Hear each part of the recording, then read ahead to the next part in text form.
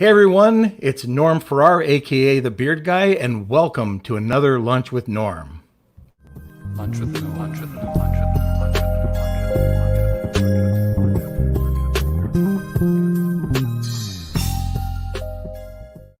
So, as my buddy Manny Coates used to say, how cool is that? We just got a little intro, 5-second intro, brand new. And so, hope you like it. We are broadcasting live today, Facebook and YouTube. We haven't got LinkedIn yet, but we're trying to get that worked in. But like every show, I should leave this to Kelsey because Kelsey has one thing to do during every podcast. Kelsey, what do we do?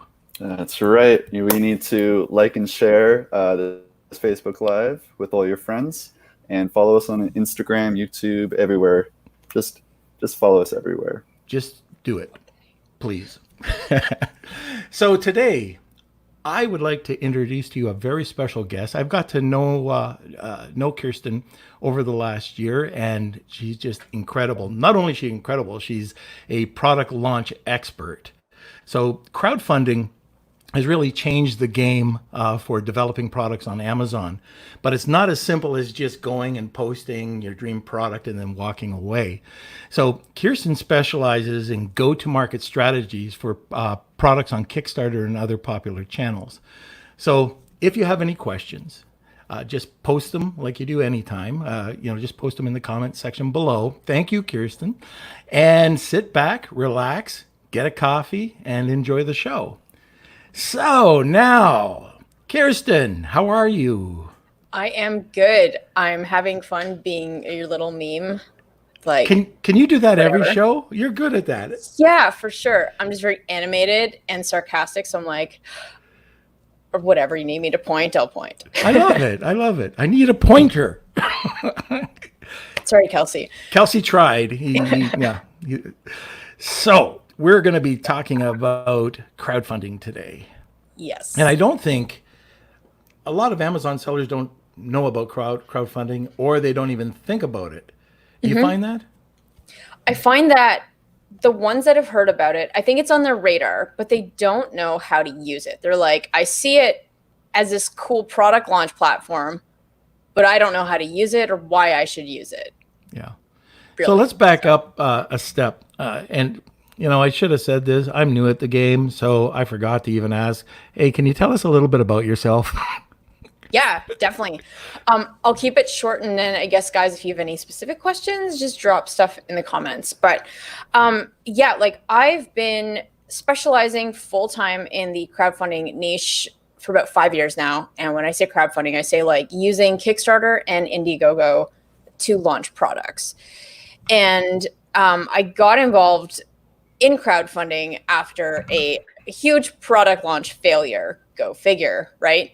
So before this, I was actually in the trades. So I ran a house painting franchise. So if you think like if you needed to have your windows painted or bedroom walls painted or whatever, like I ran a bunch of crews for that. So that's how I got started in entrepreneurship, is really just like offline, building a service-focused business, and eventually end up coaching people across Canada doing that. So that's how I got like into consulting. And I knew I worked with this business for about 7 years, and I knew that once I left, first off, I didn't want to do that the rest of my life because I felt like I'd kind of tapped out with that. So I went traveling after I left. It was about 24. So I did like the typical backpacking, find yourself. And in that time, like I knew I wanted to be a consultant, but I didn't know how that would manifest, right? So a couple of years into my into this point, I was living in the UK for 2 years in London, and that's when I started like really getting my first kind of consulting clients that were a little all over the place. I worked with a couple of apps. I worked with a couple of offline businesses, really just helping businesses grow, which means nothing in niche terms. So after my visa expired in the UK, I came back to Canada, and within the first 2 weeks, that's when I met the founder of my first crowdfunding campaign. So at the time, I remember leaving England, and not 2 months before this, I had sat through a presentation from someone who was explaining crowdfunding, and I sat through his presentation, and I still didn't understand it. So it's funny that, about 3 months later, I'm now talking to someone at a networking event, and he's like, "Hey, you know some stuff about online, about marketing stuff. Do you want to like partner up on this thing and launch a product using crowdfunding?" And I was still like, "Sure, I don't really understand Kickstarter, but let's just do it, right?" And we ended up working for about 2 or 3 months doing what we thought we had to do to be successful to launch this product. And we brought it to launch actually using Indiegogo. And that launch ended up, we needed about $50,000, which was the goal. So the whole point of the campaign was to raise 50K. And then if you get that money, you get to go manufacture, right? Well, that first campaign, we only raised about 17,000, which meant that it was a horrible failure that we had told everyone about in an attempt to like market this. And so this thing, it failed publicly, which was like, up until this point, I'd never had a public failure like this before, because everything was like offline, but now the internet, you can kind of see everything.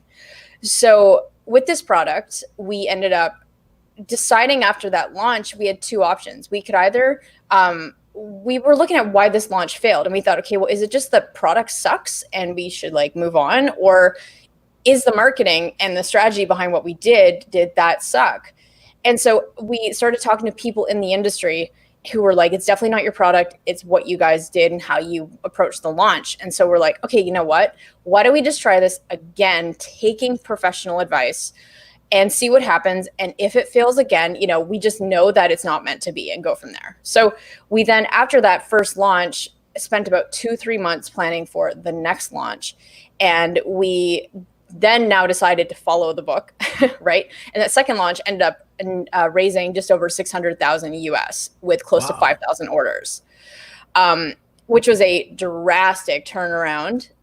It was enough that a lot of like some people in Toronto, where I was based now, they ran meetup groups, and they're like, dude, what did you do? Like, that was an epic fail. How did you, within 6 months, how did you do that? So I started speaking around Toronto to entrepreneurs just about like what we changed and what we learned. And that got a lot of interest to get like my next batch of clients. And like our next launch after that first one ended up netting about 350,000. The one after that did 342. The one after that, it just like kept going for 6+ figure raises. And now today, you can kind of say that crowdfunding found me, because I was very like against to focusing on this when I first started. But, you know, I kept finding awesome products and doing really well launching them. So now I've created a career out of this, and 5 years later, here we are. So wow. Now we gotta train our Amazon sellers to do the same. Hey, by the way, a couple of shout outs to Jamie and Peter, and this guy you might know, Tim Jordan. Oh, who's Tim? I don't know. Hey guys, thanks for joining. Hey. All right, so let's get into this and try to figure out how we can help Amazon sellers. Yes. So why should Amazon sellers really care about crowdfunding? I know you explained how you just bumped, a fail into a $600,000 raise, but what can an Amazon seller really expect from crowdfunding? Yeah, so Kickstarter, like Amazon, has a giant community of people that like to discover new products to buy or discover products to buy. So from a community standpoint, Kickstarter has millions of people every month that come to it to discover cool new products that can buy yours, right? Why an Amazon seller should use it. If you are white labeling products right now, I wouldn't go to Kickstarter. But if you are getting into the game of customizing products and you want to sell off of Amazon, creating a brand, and instead of using Amazon as your main marketplace, but actually to build on Shopify, build a social media presence, really develop a brand that you own with a differentiated product or suite of products, you should absolutely take a look at Kickstarter. The number one reason why people will use, like sellers or entrepreneurs in general, will use Kickstarter is because it is such a awesome solution to your cash flow problems. So that's the number one thing, because like, unlike Amazon, so if I go to sell a product on Amazon, I have to first identify the product I want to sell, develop the product, and then order thousands of units and pay for all those units to get shipped to Amazon. and probably sell those products over the course of 3 months to 12 months, depending on how long the inventory lasts. So you're not even making your money back on that inventory for months after you've already sunk in that initial capital. And it's risky because how do you know for sure that this product is going to sell? So Kickstarter really allows you to like flip that timeline so that if you have a product that you want to sell, Kickstarter allows you to create a marketing, essentially like post your product on Kickstarter. You have 30 to 60 days to raise, say, $50,000 for the initial capital run of inventory. People, when they support your product on Kickstarter, are pre-ordering your product, which means that when you do a marketing launch on Kickstarter for this new product you have people from all around the world or within the US, depending on like where you want to sell, to actually pre-order this product. And at the end of the campaign, you now have hundreds of or thousands of customers that have pre-ordered your product, and you now have capital from Kickstarter that you get before you have to pay for inventory. So Kickstarter allows you to, if done properly, allows you to completely de-risk the product launch process, because not only are you getting capital covered, but you're getting market validation. The beauty of Kickstarter, that some find a little like uncomfortable, is that Kickstarter is an all or nothing model. So that means that if you put your product up there and you say, we want to raise 20,000 or 10,000 or whatever that number is, if you don't hit that target, then you're not obligated to develop this product, which is really great. So from a market validation standpoint, and I've like, just in terms of that, that does like turn some sellers off. And there are other ways to raise money using Indiegogo, where Indiegogo will let you keep all funds raised, even if you don't hit your goal. So there is a workaround for that. If some sellers are like, well, I don't want to do this big marketing campaign, and realize like it may fail, because there are workarounds for that. But essentially, it's amazing for product validation, brand awareness, capital being the number one, and also just creating an event around a launch forces people to talk about you. You get press. It's going to open up doors for wholesale, retail distribution, partnerships. It just really puts your brand on the map overnight. So there's so many SEO, like there's so many benefits to doing a crowdfunding campaign, that if you are serious about building a brand and you have a product that you've customized to a certain extent, then you should absolutely be looking at Kickstarter, I think. So if you're looking at launching plastic shoe stretchers that 7 other people have, you really wouldn't want to crowdfund it. It would be almost impossible. Yeah. Unless, So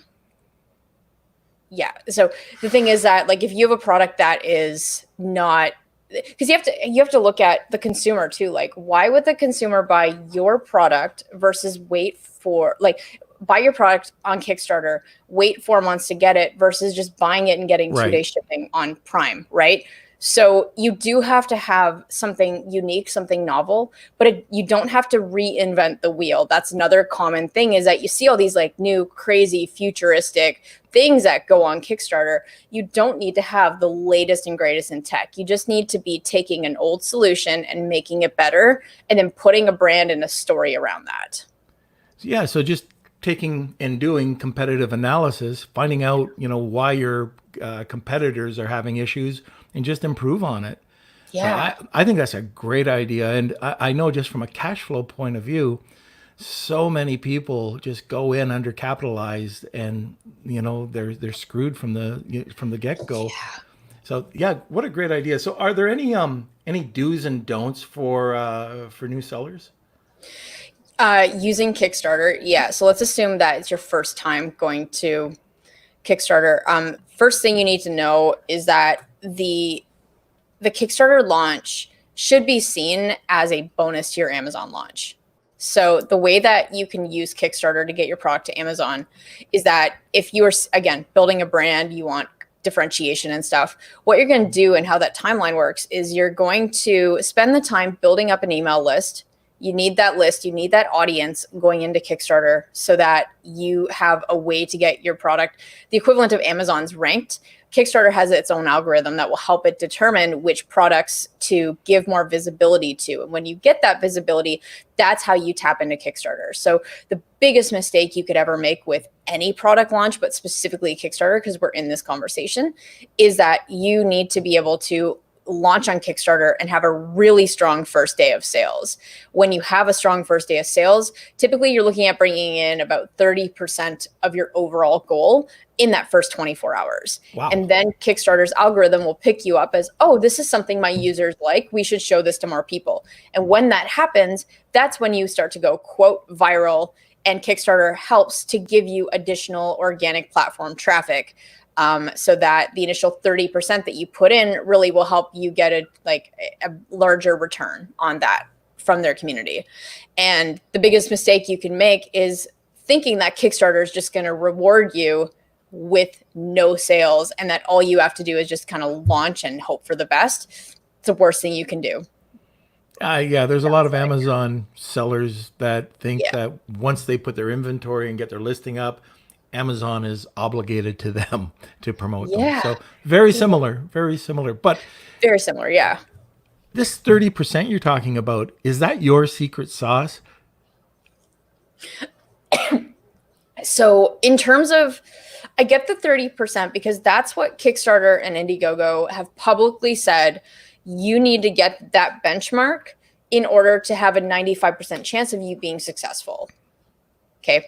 Right. It's a little bit higher on Kickstarter because Kickstarter is so competitive. It's definitely harder to rank on Kickstarter. So Indiegogo definitely still follows that 30% rule, but as crowdfunding platforms get a little more saturated, you definitely need to bring your A game and have even closer to 40% on that first day to make sure. So that's kind of that's the benchmark for, okay, well, if we want to see you succeed and if you want to raise $100,000, if we work backwards, we need to get you $30,000, $40,000 or less for six figure. We'll say $30K on that first day, right? And then the secret sauce comes to how the heck do you get $30,000 of pre-commitments? And that's where having an audience comes in. But it's not I see people come in and they're like, oh, great. So I have a Facebook fan page of 10,000 likes. I'm like, that's not going to cut it because my recipe is you want an email list and you need to have a way to make sure that list is full of people that specifically showed interest in your product and are qualified buyers and they are super excited and ready to open up their wallet. So it really comes down to what happens behind the scenes of your funnel once people join your email list. How do you nurture them? What's the communication strategy? How do you know that these people are actually going to convert into that first day? And really, I think that's what comes down to the secret sauce. It is not just about having a volume list where you have 20,000 people. It's how do you know? I go for quality over quantity and I go for relationship and community building because that's really what's going to get that list to convert at the rate that you need to support your launch goals. So do you find, the other day I had a conversation with a buddy of mine and we were talking about failed Amazon sellers and them coming back, and you hear it all the time that they've gone either and taken a course, they've taken a free course. The one that I hate the most is that they found information on YouTube and they end up failing. Is that the same with, is that the same with crowdfunding? Should a person that wants to get into crowdfunding just go onto YouTube? Are there courses? How do they get to know more about it?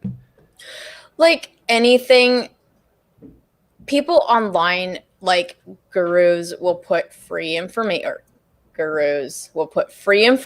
out there, but they won't give you their best stuff. They'll just give you enough to make you think you need to know more so you could buy stuff, right? That's the consulting. That's just what happens, right? So I think that if you have experience in digital marketing and you've built brands before and you've built a 7-figure company and you're like, all right, I want to learn this Kickstarter thing, you could probably piece it together on YouTube, but you're going to be overloaded with information paralysis because everyone says something different. Everyone has a new strategy, a different strategy that worked for them.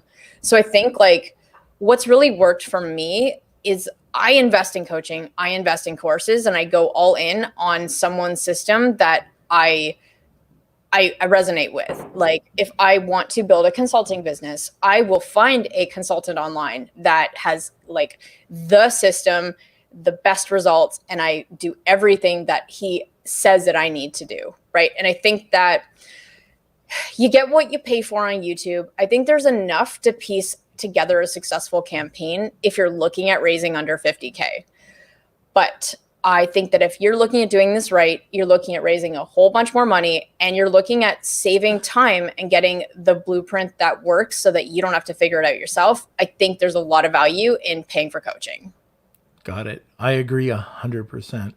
Yeah. So if people are going to start out, what platforms do you recommend? I know Kickstarter is the big one, but are there any others? Yeah, there are a ton. So the top two that I deal with are Indiegogo and Kickstarter, just because they have the audience and the social proof, and they've been around the longest. There are a lot of other niche crowdfunding websites that, for example, like Indiegogo and Kickstarter, they cater to all sorts of projects, right? They're like the Amazon of crowdfunding. You'll find all sorts of stuff up there, from tech to children's books to whatever, to food products. But because your success comes down to being able to find, like, get your product in front of the niche that you're selling to, there have been a lot of other crowdfunding sites that have come up that cater specifically to those niches. So you might say, like, there's, I'm not too familiar with them, but they are, okay, I'm launching a food product. So there's a platform specifically that foodies follow that crowdfunds for food-based products. Or there are crowdfunding campaigns that are crowdfunding sites that support women crowdfunding platforms. There are like all different sorts of niche crowdfunding sites. And I think that those ones are great too, because for smaller campaigns, if you're only looking at raising, like, again, 0 to 60,000 for something, I think like getting in those niche sites, those platforms will really, they can help you a lot more than, say, like a huge Kickstarter or Indiegogo. But I think that if your product, if you're trying to go big with your launch, you're trying to go big to the masses, I'm still a big believer in the tried and true until we have proven that Kickstarter's kind of priced itself out of the game, which I think it's pretty close to doing. So I'm more a fan of Indiegogo. That is my platform that I typically recommend. Can we dig a little bit deeper on these niches? Are there any specific niches or better niches that people should look at? Or are there some that just are terrible? It's less about the niche and more about the product. So I think you could be successful in any niche, but you can't be successful with every product. So how do you know you're selling the right product? You have to go after, like, what is the pain point that your product solves in somebody's life? Okay. Yeah. So any good product that you can create a brand around is going to be, you have to be able to build off an emotional connection. So for example, of course I put it away. If you have a planner, there's a difference between like a notebook, just a basic notebook, versus a planner that specifically helps take you to a certain target. So I worked with a company called the Monk Manual, which is a 90-day quarterly planner that helps you bring more gratitude, more peaceful being into your life. And they do that through their system in the planner. So what the Monk Manual allows is for you to have more peaceful being and purposeful doing in your life. Okay. And their system does that. I'm going to pay $50 for that over just a basic notebook that has nothing in it, because what the Monk Manual gives me is so much more. It's like a guided system to helping me achieve what I want in my life. Okay. Or you have a, because really that's where premium pricing comes in. Like if you want to differentiate your product, it comes down to being able to communicate how your product makes someone's life better. What pain point does it solve? Because someone's going to pay a lot of money to solve that specific pain. Think hemorrhoid cream. Think like foot fungus. Think of what detriment that has on somebody's life. And if you can effectively communicate how not having your product is going to keep their problem festering in their life, like what does, you know more about, it's foot cream, right? That's what your product was? Yeah. Toe reward. Okay. Toe reward. Toe wart remover. How's that? Okay. So I watched a YouTube video. This may or may not be relevant, but I watched a YouTube video where she's like the foot doctor, and she sees some of the worst foot problems and fungus and smell. And seeing these people come in, they are so embarrassed. They have no confidence, and all of their worth comes down to this problem on their foot, right? So you're going to sell toe wart remover fungus or toe wart remover all day if you can communicate how your product is going to significantly impact their quality of life. And here's exactly how that does that. So if you want to know the secret sauce between having a commodity, like just an elastic band versus an elastic band you could charge, this is probably terrible, but an elastic band you could charge like $30 for, you have to be able to identify specifically the pain point and the transformation that someone gets by using your product. When you do that, you have the recipe to being able to charge a lot of money, a lot more than the competition for just a commoditized product. Right. The other thing that I like about the crowdfunding system is it's perceived value, right? You were just talking about this journal, this monk's journal. Well, imagine the packaging and that whole customer experience. People say customer journey now. It's I'm old school. It's customer experience. They open it up. And hey, it's a $50 something on Amazon might be going for $13.99. You're competing against a Chinese manufacturer, and just by packaging it up properly, putting it on the page, you can get that $50 and in advance, or not in advance, once the campaign's over. Yeah, I mean, like take Monk Manual. I have it. I found it. I have extras. I'm not an affiliate, but I'm just obsessed with this. Hold product. It. I've got the toe wart remover. No, I don't. That's right. Unsponsored products. But essentially, like, the Monk Manual, this is not open, but they worked with us to raise, go on Kickstarter. And they came to us about 6 weeks before and were like, we have a list of 300 people. We have a goal of 50K. We need help. And I was like, all right. So anyway, we worked together, and they ended up 6 weeks later raising about 72,000 on Kickstarter with 1,800 backers. And their campaign did so well, they were in back order on their Shopify store for 2 months after that. And now just like they're growing really, really well organically after Kickstarter. And again, if they had just put this on Amazon, it's harder to build that perceived value argument because you don't have like, oh, we've been featured on, or big customer testimonials, or the perceived value of just the brand through association with Kickstarter, right? Like those come with time off of Kickstarter, but you get that like immediately with the right product.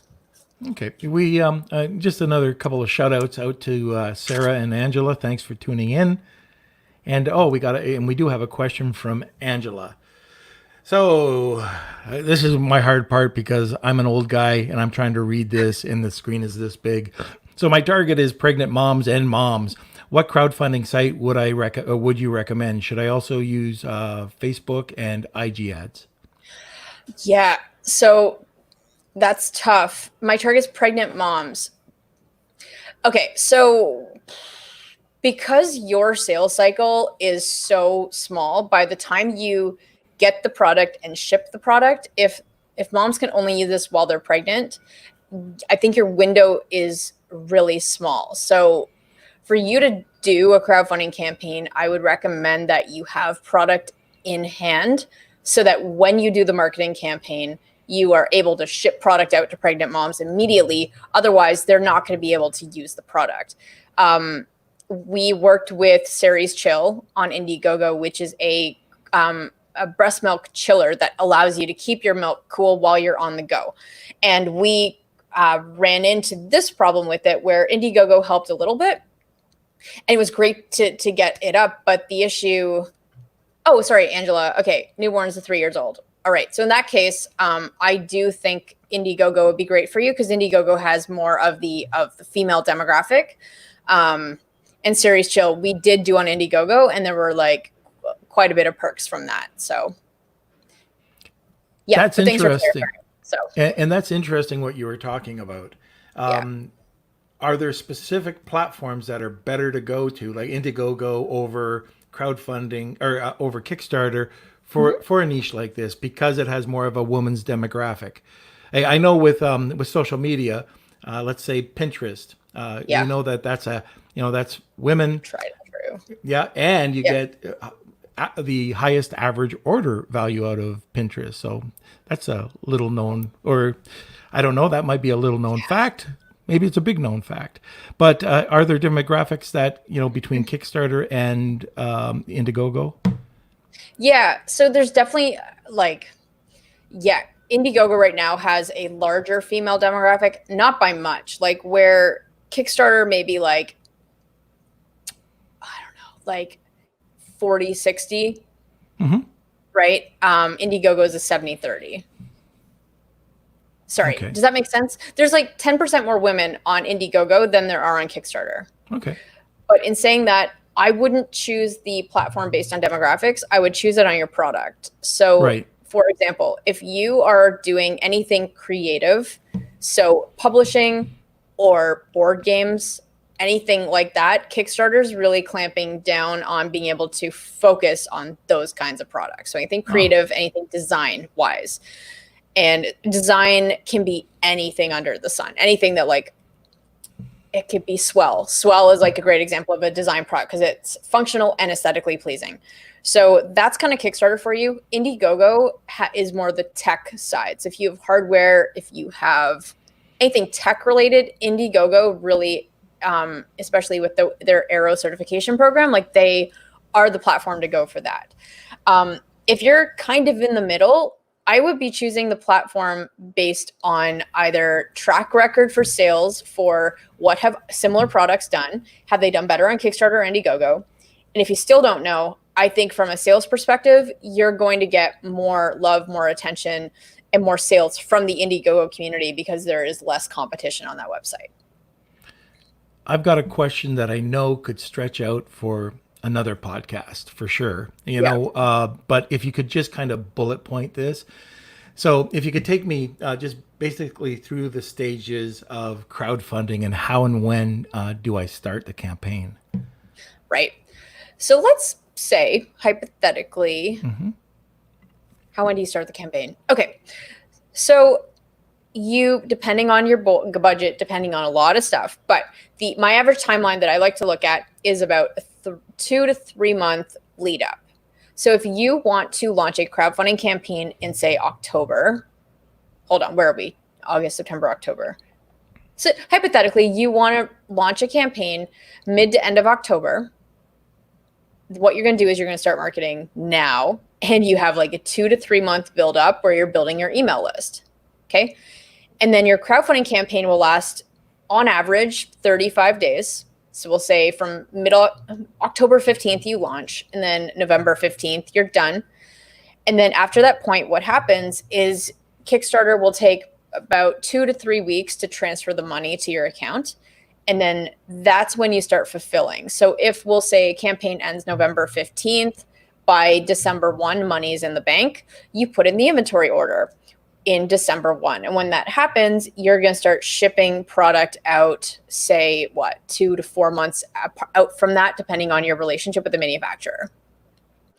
And then, so hypothetically, we say, okay, so December 1, you put in the order, January, February, March, all product is fulfilled, right? When product gets fulfilled, right at that time frame, you're now planning your Amazon launch, and you're getting on Amazon 2 to 3 weeks after that, by using your email list, your customer base, your reviews to then launch strong on Amazon, and you scale from there. Perfect. So it's typically like a start to finish, like a 6 month from, okay, building my audience to Kickstarter to Amazon. All right. Okay. So let's see. I'm trying to think of something that's not going to take up another hour. But anyways, I do want you to come back too, and we can just kind of go through it. Oh yeah, I remember what I'm going to say. The cost. What does Kickstarter get out of this? Yeah, so Kickstarter has the highest fees. Both Indiegogo and Kickstarter will take a 5% platform fee. So it's like a matchmaking. So every dollar you raise, they take 5%. And then Kickstarter takes between 3 to 5% for payment processing fees. And then Okay. Indiegogo is around the 2 to 4% mark with that. That's nothing. Wow, that's great. Yeah. Okay. The other thing that we were talking about, I guess a person, they really do want to make sure that they stand out of the crowd. Some people try to do it themselves.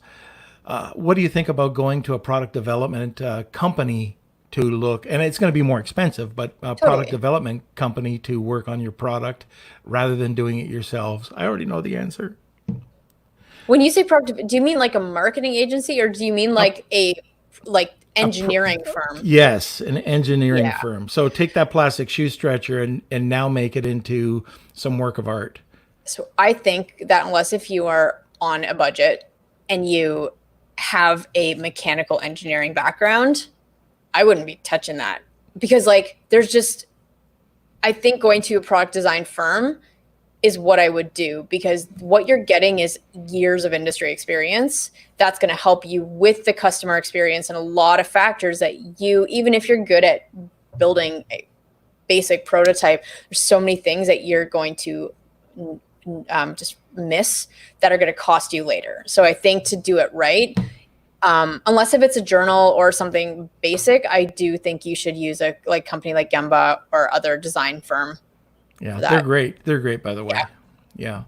Okay, we got one more question that came in.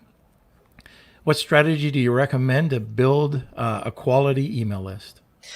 Yeah. So in terms of building quality email list, again, depending on your budget and your goals, there are two methods I like to work with. I like to do a mix of organic and a mix of paid. So paid is Facebook and Instagram advertising, driving people to a landing page, get them to opt into an email list. Okay. The organic is essentially anything you don't have to pay for. That's going out and talking to your market. It's getting involved with communities. It's doing direct outreach. It's partnering up with influencers to do giveaway contests. It's getting on podcasts like this. It's anything that you can do to get your brand out there in a way that you don't have to pay for.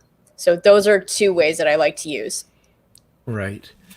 Is there anything else? We're going to pretty much cut it off right now, but is there anything else that you'd like to add? Something important?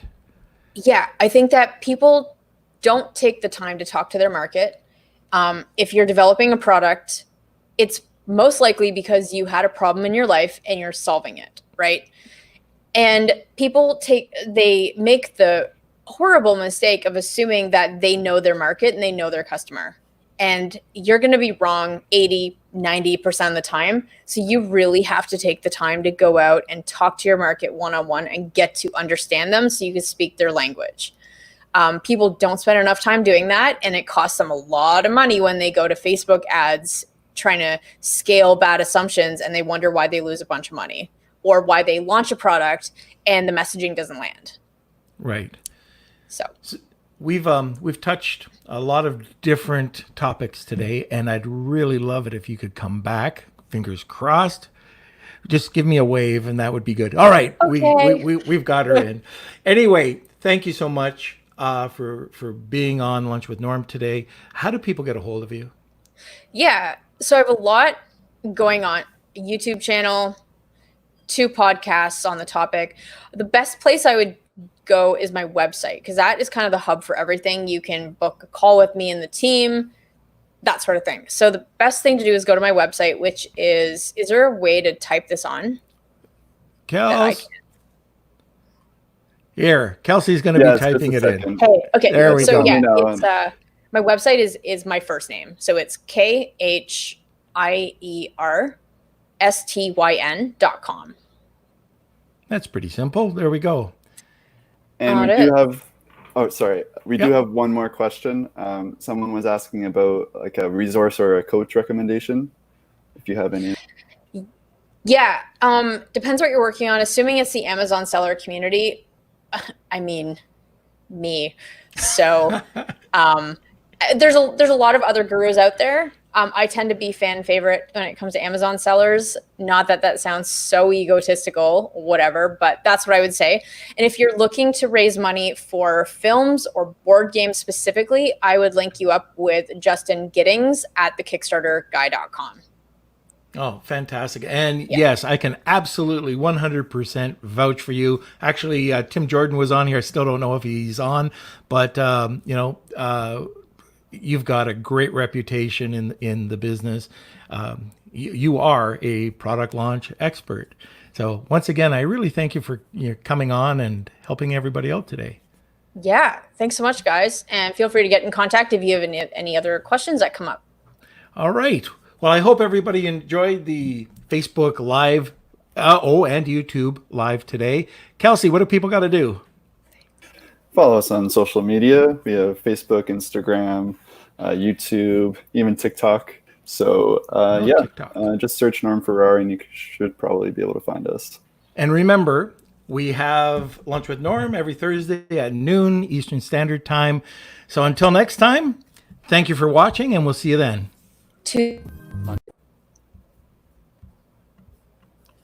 Almost. Tuesday at noon, not